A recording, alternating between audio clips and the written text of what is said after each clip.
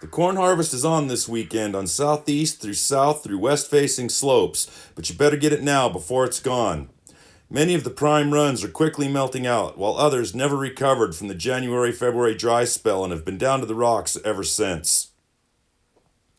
Northerly aspects still have plenty of snow, but relentless northwest winds midweek did a number on the snow surface, leaving last week's excellent powder conditions as a distant memory. The good news is that the January February persistent weak layer, though still identifiable in the snowpack, has strengthened and is no longer reactive.